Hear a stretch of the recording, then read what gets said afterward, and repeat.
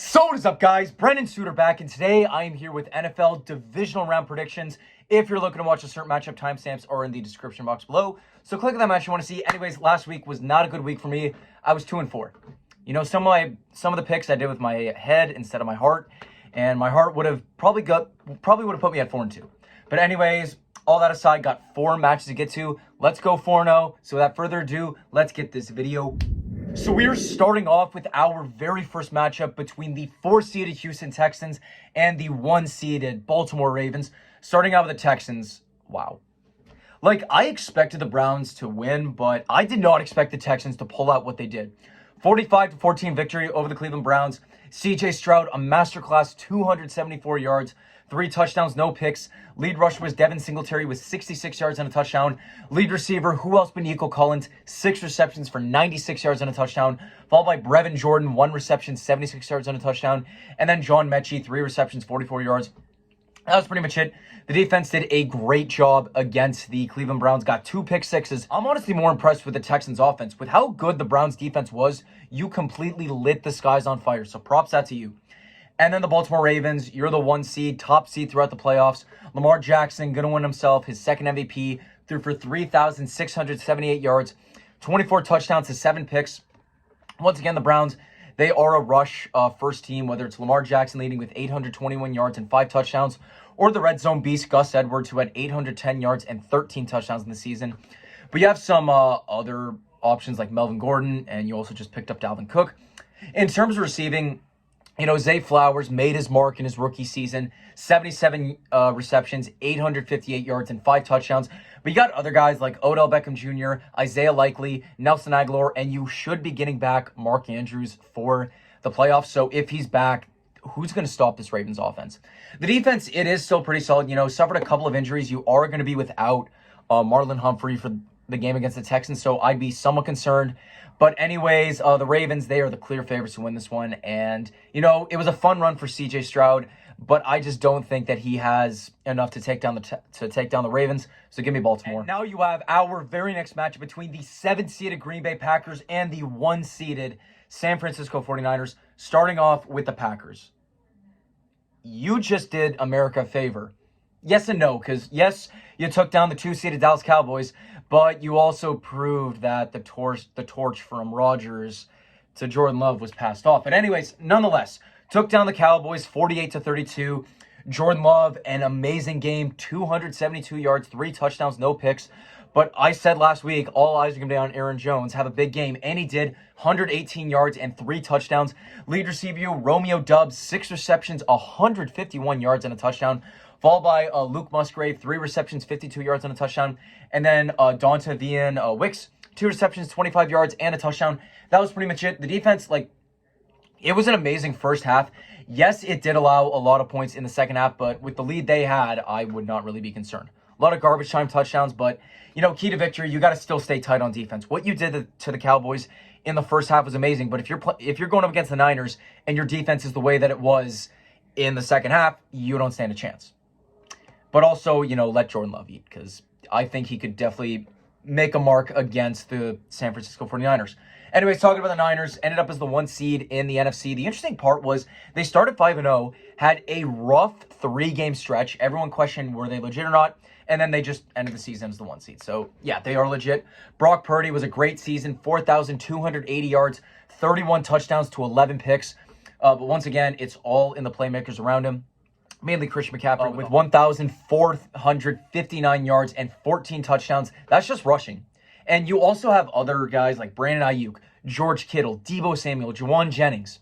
Like, the key to victory for San Fran throughout the playoffs is let the big dogs eat. Doesn't matter if that's an Ayuk, a Kittle, a Samuel, a McCaffrey. But against the Packers, you're going to want to abuse Christian McCaffrey. The Packers have really struggled to stop the run. So if Christian McCaffrey is going beast mode, like, come on, you're going to win this one. Defense, once again, one of the best units in football. Once again, the Niners, I find, they are the most complete team in the playoffs. Clear favorites to win the Super Bowl. And you know what?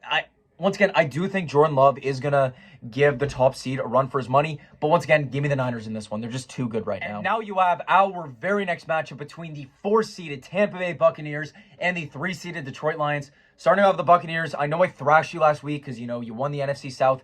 But I got to be honest, Good win against the Eagles. Yes, it was a historic loss from the Eagles, but got to give credit to where credit's due. Baker Mayfield, a great game, threw for 337 yards, 3 touchdowns, no picks. Rashad White, great game, 72 rush yards. Once again, the receiving game just took over. Cade Otton, 8 receptions, 89 yards. But it wasn't really all like Mike Evans and Chris Godwin. It was the little guys like David Moore, 2 receptions, 66 yards on a touchdown. Trey Palmer, 1 reception for 56 yards on a touchdown. And then Evans, 48 yards, and Godwin, he had 45 on a touchdown. That was pretty much it. The defense outside of Devontae Smith, you locked this game down. So now I'd like to see how you do against a playoff team that did not utterly collapse this season. Like the Lions, but no disrespect to your game as well.